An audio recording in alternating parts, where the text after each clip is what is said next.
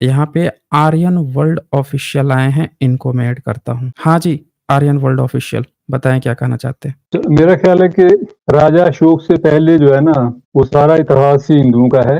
बुद्ध का इतिहास जो है वो राजा अशोक के बाद शुरू होता सबूत है। दीजिए। सबूत हुँ, ये देखिए, यहाँ मौर्य खानदान यहाँ है। ये जो दिखा रहे हैं क्या चीज़ है ये?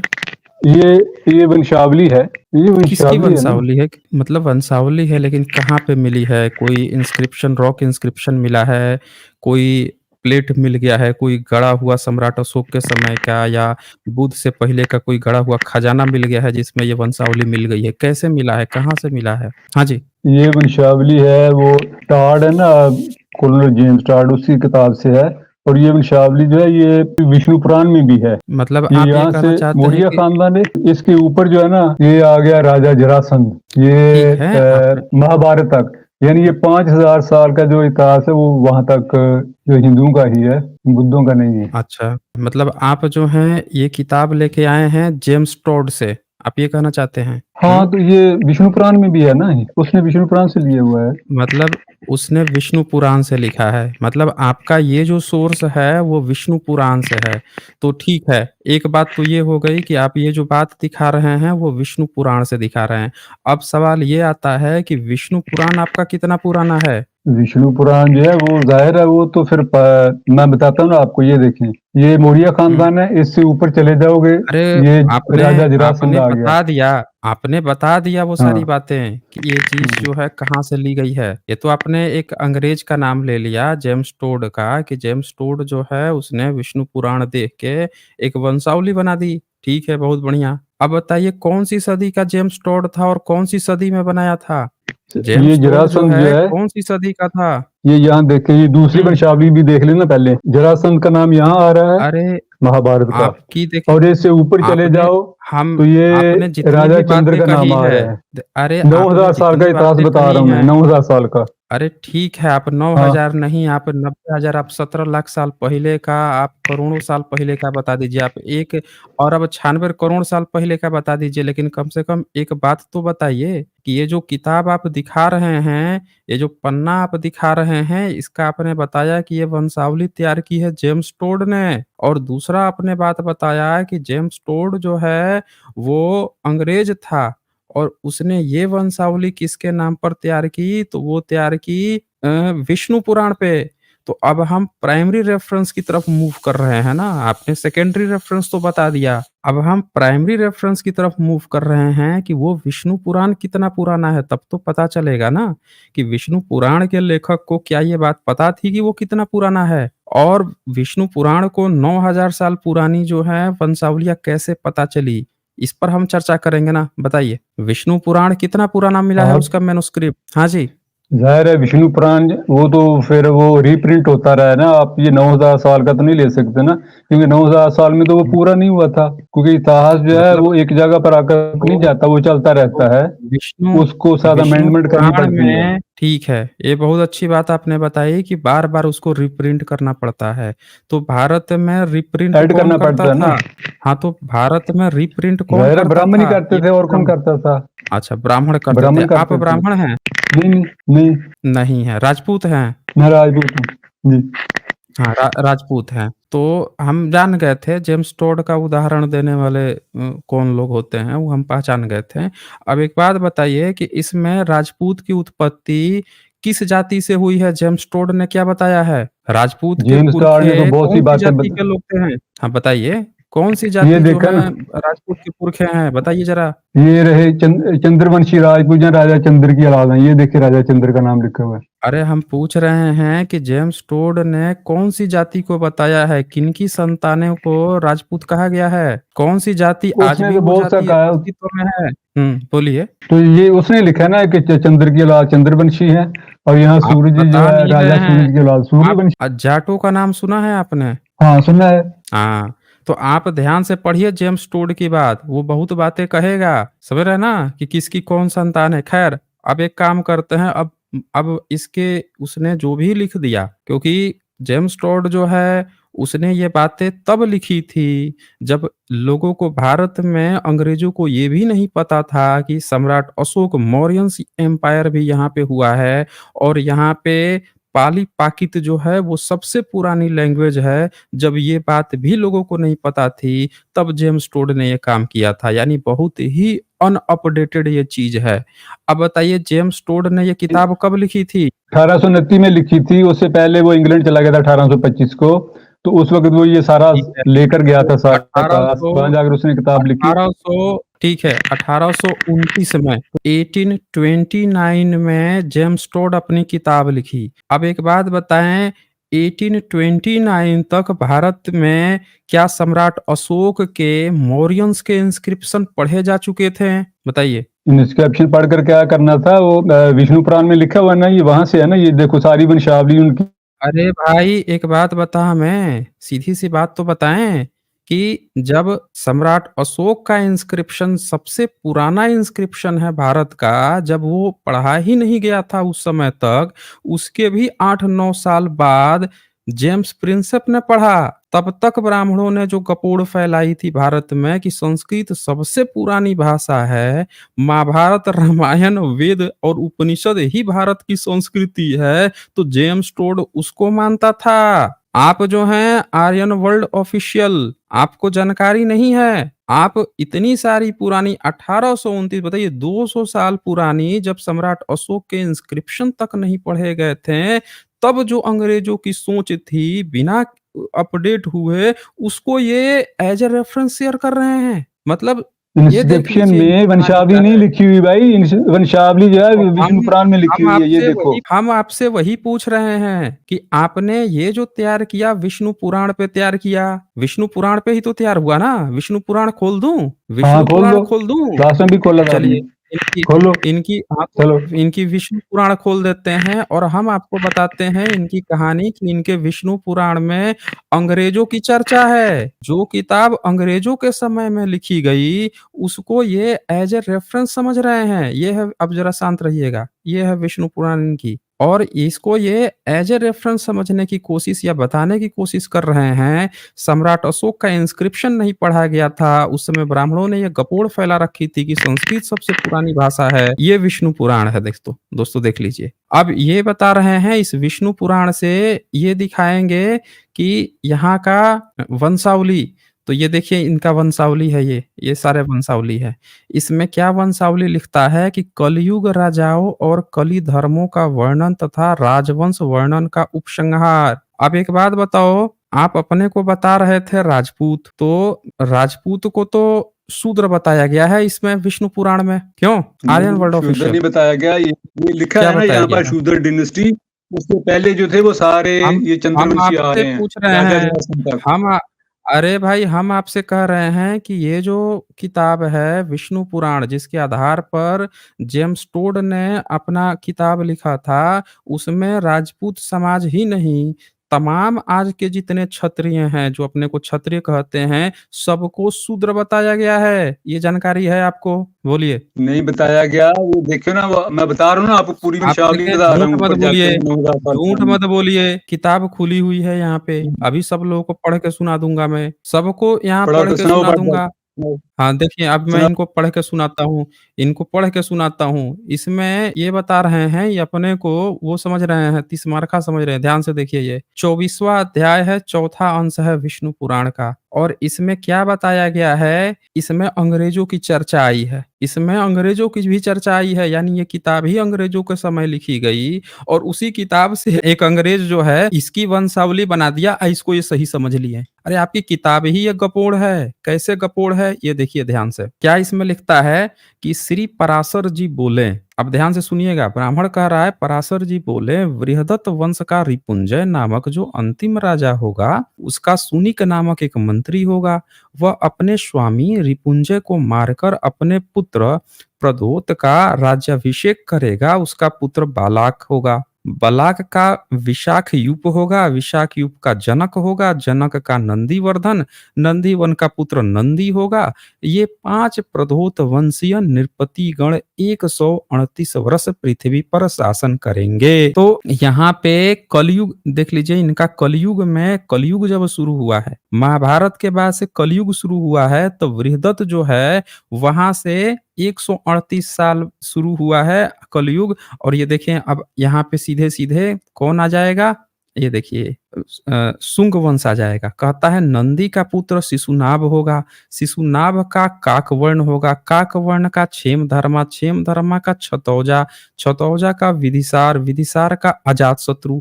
अब ये देखिए 138 साल बाद जैसे महाभारत बीता, महाभारत बीतने के 138 साल 2-4 पीढ़ी और ले लीजिए जैसे बीता अजातशत्रु आ गया। अजातशत्रु कब था? बुद्ध के समय में। अब बताइए ये लोग महाभारत कब प्रचारित किए हैं? 5000 साल पहले। जब 5000 साल पहले प्रचारित किए हैं तो ज़रा साथियों ये बताइए 5000 साल से सिर्फ़ 200 साल बीतने पर अजातशत्रु आ जाएगा। अब ये क्या फिर से एक फर्जी वो आगे कहानी गढ़ता है अजातशत्रु का अभ्रक का उदय, उदयन नंदी वरन ये महानंदी और अब देखिए नंद वंश आ गया। फिर कहता है ये शिशु नाग वंशीय नृपतिगण 300 वर्ष 362 वर्ष पृथ्वी पर शासन करेंगे। फिर महानंदी के शूद्रा के गर्भ से उत्पन्न, अब देखें शूद्रा बता दिया कि महानंदी के शूद्रा के गर्भ से उत्पन्न महापद्म नामक नंद दूसरे परशुराम के समान संपूर्ण क्षत्रियों का नाश करने वाला होगा। अब ये क्या बता रहा है इसने कि एक महानंदी जो है उसकी पत्नी जो है वो शूद्र है, उसके गर्भ से जो बच्चा पैदा हुआ वो दूसरा परशुराम बन जाएगा, क्षत्रियों का नाश कर देगा। यानी इनका क्या कहना है कि नंद वंश के समय में सारे क्षत्रियों का दोबारा नाश हो गया। पहले कब नाश हुआ था? परशुराम ने किया था 21 बार क्षत्रियों का नाश। दूसरा नाश किसने किया? तो महानंदी यानी नंद वंश का जो राजा है संपूर्ण क्षत्रियों का खात्मा कर दिया। तो अब ये क्या कहते हैं? तब से शूद्र जातीय राजा राज करेंगे। अब ये फिर से ध्यान से सुनिए क्या कहता है? महानंदी के शूद्रा के गर्भ से उत्पन्न महापद्म नामक नंद दूसरे परशुराम के समान संपूर्ण क्षत्रियों का नाश करने वाला होगा। यानी कि संपूर्ण क्षत्रिय खत्म हो गए। अब ये अपने को बता रहे थे राजपूत, अब ये क्या कह रहा है? तब से शूद्र जातीय राजा राज करेंगे। यानी जो मौर्य काल है उसको इसने क्या बताया कि मौर्य काल भी शूद्र था और उसके बाद के जितने राजा हुए हैं सब के सब शूद्र हैं। तो विष्णु पुराण का जो लेखक है इसको बहुत एलर्जी है, इसको बहुत दर्द है मौर्य वंश से और मौर्य वंश के बाद जितने वंश हुए हैं सब से, क्योंकि इसको इसको ये जानकारी नहीं थी कि अजातशत्रु भी बुद्धिस्ट था और बिंबिसार को विधिसार लिखा है, इसको जानकारी नहीं थी। बिंदुसार और बिंबिसार ये सब भी बुद्धिस्ट थे, नहीं तो इनको भी लिख देता कि यहीं से शूद्र वर्ग बन गए थे। उसको नहीं जानकारी थी, ये तो बाद में इतिहास धीरे-धीरे पता चला है। तो चूंकि उस समय बातें चल रही थी इंस्क्रिप्शन की, मौर्यंस के इंस्क्रिप्शन में क्या होगा क्या नहीं होगा, तो ये तब ये कहानी गढ़ी जा रही थी। अब ये क्या कहता है, यहाँ से बोल दिया तब से शूद्र जातीय, ये बात सिर्फ इसमें नहीं लिखा, अन्य पुराणों में भी यही बात सेम लिखा है कि शूद्र जातीय ही नंद वंश के बाद भारत में शासन करेंगे। भले ही वो जनेऊ पहन ले लेकिन वो शूद्र ही कहलाएंगे। तो ये साफ-साफ यहाँ पे लिखा है जिसका ये उस समय से गाना गा रहे थे कि इसके 9000 साल बाद तक का वो वंशावली है। वंशावली कहाँ है? फिर से ध्यान से देख लीजिए ये। क्या कहता है? बृहदत्त वंश का रिपुंजय कितना साल? 138 साल और फिर जो अजातशत्रु का पूरा वंशावली है वो 338 साल फिर मौर्य वंश तक आ जाते हैं। ईसा से 300 साल पहले से आप 600 साल पहले चले जाइए, यानी कि कितना हो गया? 2900 साल पहले बताइए महाभारत घटा था विष्णु पुराण के अनुसार। 2900 साल बताएं भाई कहाँ गए ये? जरा एक बात बताइए, क्या 2900 साल पहले महाभारत घटा था आपके विष्णु पुराण के अनुसार? आप 9000 साल पहुंच गए। हाँ जी। तो 9000 साल उसके बाद फिर यहाँ शुरू हो रहा है ना, ये देखिए इधर कहाँ शुरू हो रहा है? ये रहा महाभारत, ये रहा अर्जुन इधर और इसके ऊपर जाओ अरे ये तो रहा महाभारत अर्जुन हुआ। चंद्रगुप्त। अरे हमें एक बात ये हाँ। भी तो बताओ हमें कि इसमें अंग्रेज की चर्चा काहे आ गई? अगर आपकी वंशावली सही है, पुरानी है, आप तो कह रहे हो, एक मिनट, आप अभी ये गाना गा रहे थे कि ये जो वंशावली है बहुत पुरानी है, अब पीढ़ी दर पीढ़ी इसमें अंग्रेजों की चर्चा कहाँ से आ गई? बताएं आप हमें। इसका तो मतलब ये है कि आपने ये फर्जी वंशावली अंग्रेजों के समय में इजाद की है, लिखी है। बताइए। जो भी राज करेगा उसका नाम तो आएगा ना। और ये सारी मागधा की बात हो रही है कि अंग्रेज मागधा की का जो चर्चा आपके राजा होंगे विष्णु वो पुराण शूद्र में, होंगे। एक बात बताओ, सम्राट अशोक के इंस्क्रिप्शन में अंग्रेजों की चर्चा आएगी क्या? अच्छा ये बताओ, वंशावली आपको पुराण में ही मिलेंगी। हाँ, तो हम जो पूछ रहे हैं उसका जवाब दोगे आप? हम पूछ रहे हैं सम्राट अशोक का जो इंस्क्रिप्शन है, उसमें अंग्रेजों की चर्चा आएगी क्या? बताएँ भई? नहीं, उसमें तो नहीं आएगी ना, उसमें तो नहीं तो आएगी। नहीं आएगी तो आपके विष्णु पुराण अगर पुराना है, 9000 साल पुराना है, 9000 साल पुराना का रिकॉर्ड रख रहा है, तो इसमें अंग्रेज की चर्चा अब कोई कहेगा कि भाई अंग्रेज की चर्चा इसमें कैसे? तो अब ये देखिए, अब ये विष्णु पुराण कब का है, अभी आप लोगों को अंदाजा लग जाएगा ये कब का है। ये क्या करता है, खूब गपोड़ा है, इसने देखिए किसका-किसका ये ज़िक्र किया है। लेफ्ट साइड से ही चलते हैं ना, शक शासन का पहले देखते हैं, 52 50 नंबर। कहता है इस प्रकार ये 30 आंधवृत्य राजागण 456 वर्ष पृथ्वी को भोगेंगे। इसके पीछे 7 आभीर और 10 गर्दभील राजा होंगे। उसके बाद से फिर 16 शक राजा होंगे। देखिए जो शक राजा हैं, शक भारत में इन्वेंशन किए थे, मतलब इन्वेजन किए थे, उनकी भी चर्चा ये करता है कि फिर 16 शक राजा होंगे। उनके पीछे 8 यवन राजा। अब देखिए यवनों की भी तुर्क मुस्लिम जो आए थे भारत में, उनकी अब चर्चा कर लिया। सोच लीजिए विष्णु पुराण कब लिखा गया है। उनके पीछे 8 यवन, 14 तुर्क, तुर्कियों का जो हमला हुआ है भारत में, खिलजी वगैरह सब, उन सब की चर्चा यहाँ पे है। 13 मुंड, अब मुंड मतलब गुरुंड, अंग्रेजों की चर्चा। गुरुंड अंग्रेज को कहते हैं। जिसको भी अगर समझ में नहीं आए गुरुंड किसको कहते हैं, तो भविष्य पुराण में लिखा हुआ है कि गुरुंड ईसा ख्रिस्ट को मानने वाले थे। विक्टोरिया वगैरह ये सब गुरुंड थे। लॉर्ड वेवेल और ये सब गुरुंड थे। ये पूरा उसमें ज़िक्र दिया हुआ है। तो और 11 मौन जातीय राजा लोग 1090 वर्ष पृथ्वी पर शासन करेंगे। अब बताइए कि इनका विष्णु पुराण को इस बात की जानकारी है कि 13 अंग्रेज राजा भारत में आए हैं, 14 तुर्क राजा हैं, 8 यवन हैं, तो आप सब लोग बता दीजिए कि ये जो वंशावली है इनकी फर्जी गपूर्ण वंशावली, ये कब लिखी गई है? यानी कि सीधी-सी बात है तब लिखी गई है जब उसमें अंग्रेज आ चुके थे। वही सम्राट अशोक के इंस्क्रिप्शन में अंग्रेज नहीं मिलेगा क्योंकि वो इंस्क्रिप्शन के समय अंग्रेज था ही नहीं। उसमें चूँकि वो सम्राट अशोक के समय में जो चीज़ें होंगी, वो चीज़ वो लिखवाएँगे। कोई भी किताब तभी उतनी पुरानी होती है जब उसमें आप वो चीज़ ना पकड़ लेंगे कि इसमें क्या चीज़ जो है घुसाया जा रहा है। अब ये वंशावली बनाया, साफ-साफ यहाँ पे पकड़ में आ गया। वंशावली की इनको क्यों ज़रूरत पड़ी? इसलिए ज़रूरत पड़ी क्योंकि अंग्रेज वंशावली खोजता था इतिहास पता लगाने के लिए, तो इन्होंने फर्जी वंशावली अंग्रेजों के समय में ये तैयार कर दी। और इसी फर्जी वंशावली को जेम्स टोड ने लिखा, उसको प्रामाणिक नहीं माना जाता। ये किताब ही दरअसल प्रामाणिक नहीं है दोस्तों। बताइए ये किताब प्रामाणिक हो सकती है जहाँ पे अंग्रेजों की चर्चा है, अंग्रेज के समय में लिखा जा रहा है और ये सब सही इतिहास है? बताइए आप, सही इतिहास है? ये क्या वंशावली देता है आप देख लीजिए। इनकी वंशावली, एक वंशावली इनकी मैच नहीं करती है। बताइए यहाँ पे ये क्या लिखता है कि महानंदी के ये सब लोग जानते हैं कि बिंबिसार जो है उनका पुत्र अजातशत्रु था। ये क्या लिखता है, क्षेमधर्मा का छतौजा, छतौजा का विधिसार, नाम इसको नहीं पता है। और फिर लिखता है अजातशत्रु, उनका नाम अजातशत्रु था, तो चलो अजातशत्रु भी लिख दिया, लेकिन कम से कम ये वाला नाम विधिसार लिख रहा है, ये पाली में नाम लिख रहा है, एक संस्कृत में नाम लिख रहा है, इसको नाम तक नहीं पता है। फिर देखिए जिस व्यक्ति को इतनी सारी जानकारी पता है, उसको बुध की जानकारी नहीं पता है। अरे बुध के बारे में लिख देता। सम्राट जो बुध बुध हैं, उनके पिता जो सुद्धोधन हैं, उनकी भी वंशावली लगे हाथ लिख देता, वो भी इसको नहीं पता है। तो ये पूरा का पूरा एक फर्जी है।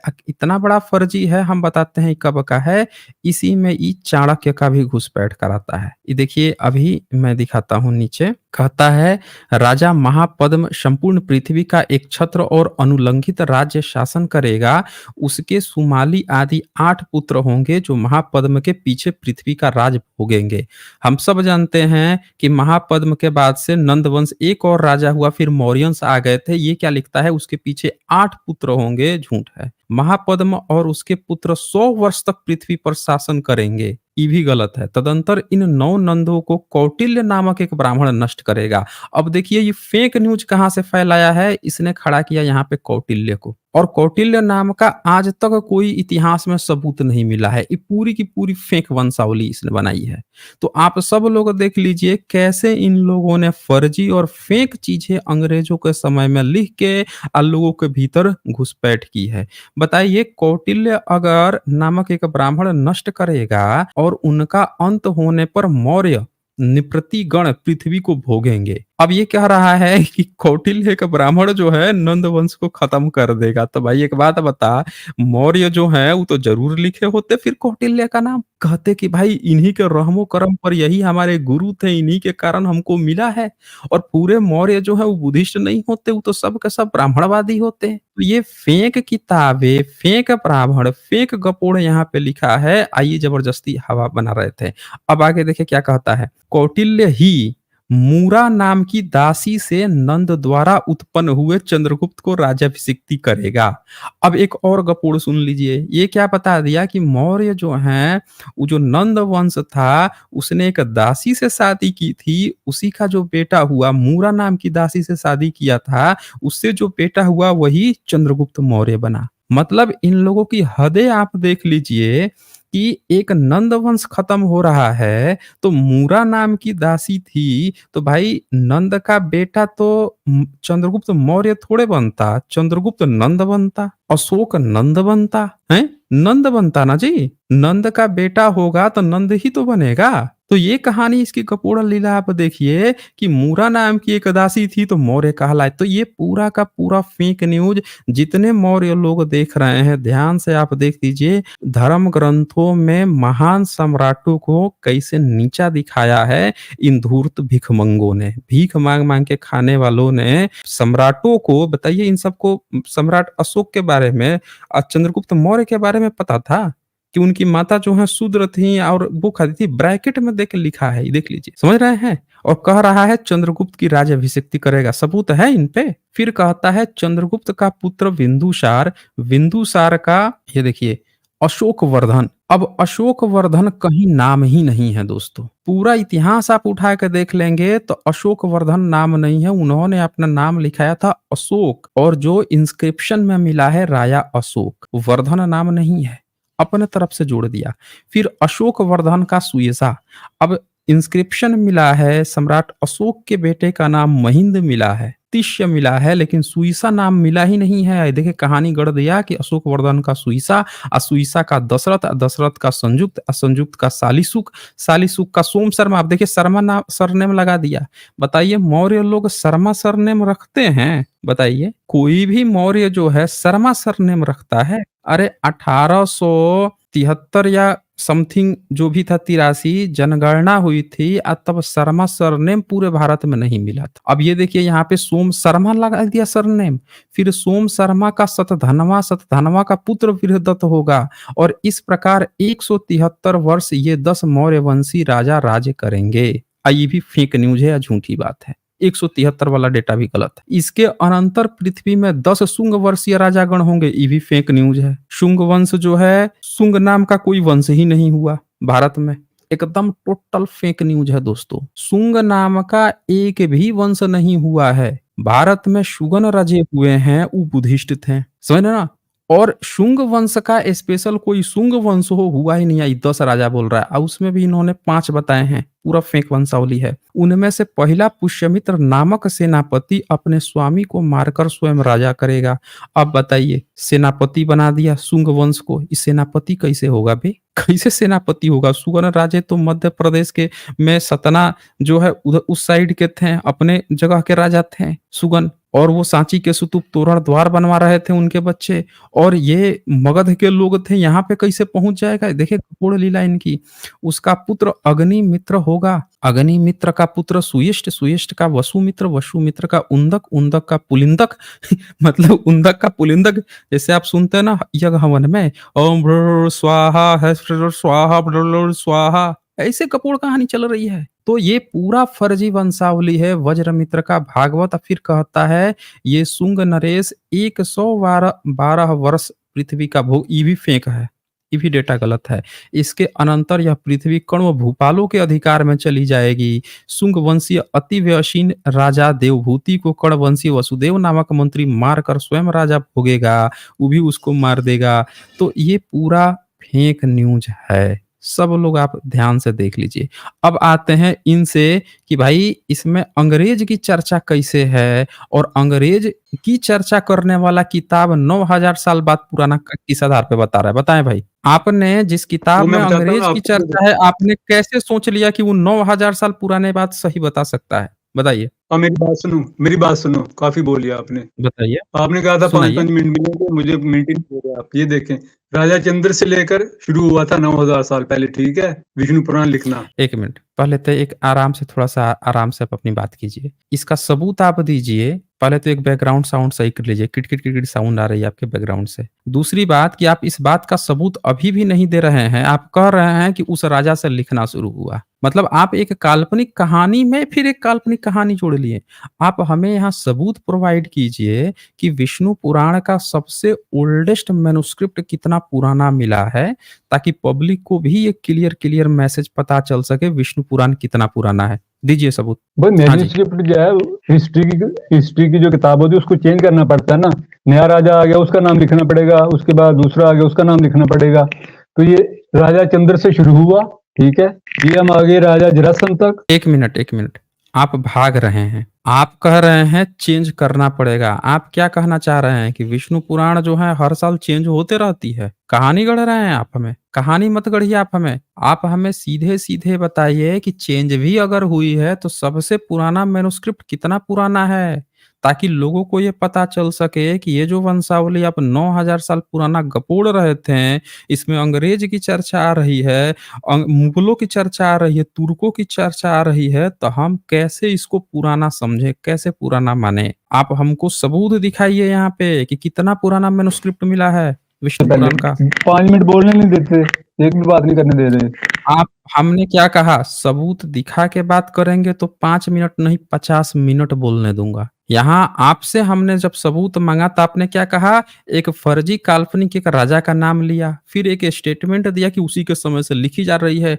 आप क्या यहाँ पे उल्लू समझ रहे हैं क्या बाकी लोगों को? ऐसे तो मैं भी बता दूँगा कि मंगल ग्रह पे एक राक्षस था और उसने जो है कहा कि आर्यन भारत में इन्वेजन करेंगे और फिर हो गया। और मैं कहूँगा कि चूँकि इस चीज़ को लिखा नहीं गया था, पीढ़ी दर पीढ़ी रट के आए थे, मंगल ग्रह से एक सपने में आके बता के चला गया था, तो आप इसको सबूत मान लेंगे कि नहीं मानेंगे ये बताइए? सबूत मानेंगे कि नहीं मानेंगे इस बात का? भाई बात तो मुझे 5 मिनट बोलने तो दो। ये देखो अरे राजा भाई सुनिए देखें गपोड़ने के लिए समय थोड़े मिलता है। जब बात सबूत की हो रही हो, हमने यहाँ समय लिया था सबूत दिखाने के लिए।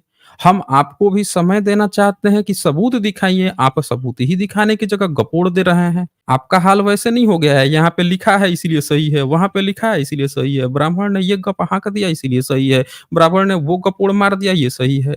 आप इसी बात को नहीं दिखा पा रहे हैं कि भाई ब्राह्मण ने जब ये गप हाँका है, जब ये गपोड़ हगा है, तो ये कितना पुराना हगा है, कितने पुराने समय में, कितना पुराना समय में इसका सबूत है, ताकि इसको ऑथेंटिक माना जाए। नहीं तो हम कैसे मानेंगे भाई कि ये पुराना है? ये तो कोई भी बैठ के यहाँ पे चंपक नंदन लिख देगा और आप कहोगे कि इसीलिए चूँकि इसने लिख दिया है चंपक नंदन में कहानी इसीलिए इसको सबूत मान लो। हम क्यों मानेंगे भाई? आप सबूत दीजिए ना कि कितना पुराना है। पुराना बताइए सबूत, पुराना मैन्युस्क्रिप्ट बताइए कितना पुराना मिला है। भाई मैन्युस्क्रिप्ट जो है वो तो फिर बाद में रीप्रिंट करना पड़ता है ना। तो सबसे रीप्रिंटिंग पुराना पता है कितना मिला रीप्रिंटिंग क्या है? होती है? पुराना तो फिर अभी बाद अच्छा में ही लिखा एडिशन गया होगा ना पेज। देखें, जब रीप्रिंट होता है ना तो उसमें एडिशन लिखा जाता है कि ये एडिशन है और इस व्यक्ति ने इसको फिर से रीप्रिंट करवाया है। तो आप हमें ये बता दीजिए कि आपके जो पुराने संस्करण होंगे जिस व्यक्ति ने रीप्रिंट करवा रहा होगा उसको तो पता होगा ना कि कितना साल पहले उसको क्या चीज़ मिली थी तब रीप्रिंट कराया, वही बता दीजिए। कौन-सा एडिशन तो है ये? वो ज़बानी ये याद बता रखते थे दीजिए। ना, मेमोराइज़ करते आ रहे थे। भाई मेमोराइज़ हाँ, करते बस आ रहे आ थे। गया, बस आ गए लाइन पे ये मेमोराइज़ करते थे। देख लिया आप लोगों ने इनका सबूत। मतलब फेंको, फेंको, इतना फेंको। अब ये कहानी क्या अब हमने इनसे क्या कहा कि मंगल ग्रह पे एक राक्षस रहता था, वो कहानी रात में आके सुना के गपोड़ गया था। अब बता दीजिए हमने ये जो बात बोला ये कैसे अब गलत है? बोल दीजिए। ये देखो राजा शाकिया हमने का नाम कहा भी यहाँ लिखा हुआ है। अरे भाई उससे हमको क्या मतलब है लिखा हुआ है? हम अभी आपको नंदक चंपक पढ़ा देंगे यहाँ पे बैठा के। गलत कर दीजिएगा, कह देंगे कि भाई आज के समय में ये थोड़े होता है, प्राचीन काल में होता था भाई। ये भी तो लिखा हुआ है, गलत साबित करके दिखाइए। पीढ़ी दर पीढ़ी लोग ढो के लेके आए हैं, एक भी कहानी मैं भी उठाऊँगा, सुना दूँगा यहीं पे। कहानी चल रही है यहाँ पे। कुछ भी इनके देख लीजिए फर्जी वंशावली खड़ा करके फर्जी कपूर गाथा उठा के इसको ये बता रहे हैं कि सबूत है, सबूत नहीं दिखा रहे हैं ये। आप हमें अच्छा एक बात बताइए आप हमें, संस्कृत भाषा कितनी पुरानी है? संस्कृत भाषा वो भी 9,000 साल पुरानी है। ये नाम जो है ये सुन लिया आप लोगों ने 9000 साल पुरानी है। अच्छा कितना पुराना सबूत मिला है संस्कृत का? संस्कृत का वैसे तो सबूत जो है वो 1500 बीसी का मिला है वहां पर कहाँ पे? सीरिया में। सीरिया में संस्कृत का मिला है सबूत? हाँ, हुँ? वो अच्छा क्या नंबर लिखे मिला हुए है? हैं ना, संस्कृत के नंबर लिखे हुए हैं, एक संस्कृत त्रय क्या पांच नंबर सात लिखे नौ। हैं? तो क्या लिखे हैं हाँ, उसपे? ज़रा बताइए तो ज़रा बताइए तो हमें क्या लिखे हुए हैं? बताइए ज़रा हम लोग भी सुने। एक वर्तन, त्रय वर्तन, पांच वर्तन, सात वर्तन, त्रयावर्तन नौ लिखा है? वर्तन। क्या कहा आपने? त्रयावर्तन हाँ लिखा हुआ है? हाँ, हुँ? त्रयावर्तन लिखा हुआ है ना, अच्छा त्रयावर्तन। बताइए, ये कह रहे हैं कि त्रयावर्तन लिखा हुआ है। अच्छा जी, अभी हम खोल देते हैं ना, खोल देते हैं, चेक कर लेते हैं कि कहाँ त्रयावर्तन लिखा हुआ है भाई। जब बात सबूत पे ही चल रही है, सबूत आप दिखाएँगे? कहाँ पे त्रयावर्तन लिखा हुआ है? वो हुँ? जब आप जाएंगे ना इंडो आर्यन सुपरस्ट्रेट इन मिटनी विकिपीडिया पर। अच्छा, अच्छा विकिपीडिया पे? आप विकिपीडिया से पढ़ाई करते हैं? भाई विकिपीडिया हाँ? पे सारी सब कुछ लिखा आ रहा है ना आजकल तो। अच्छा, सब चीज़ लिखा आ रहा है। अच्छा जी, आप भी तो विकिपीडिया विकिपीडिया पे पर ये मतलब बातें कर सारी रहे हो चीज़ ना। आप अच्छा भी ये तो देखिए यूट्यूब पर बातें विकिपीडिया कर रहे पढ़ हो। के अच्छा, अच्छा यूट्यूब पे बातें कर रहे हैं विकिपीडिया पे, हैं? आपको समझ में नहीं आता है क्या आपको? आपको जो है मतलब इनके ऐसी इनकी प्रॉब्लम हो गई, कर रहे आप भी यूट्यूब पे बात कर रहे हो। अरे भाई आपको बिल्कुल भी एक रिसर्च में मतलब एक 2 लोग हैं, एक बंदा रिसर्च कर रहा है और एक बंदा जो है बैठ के व्हाट्सएप गपोड़ कथा कहानी गप हाँक रहा है। दोनों यूट्यूब पे हैं।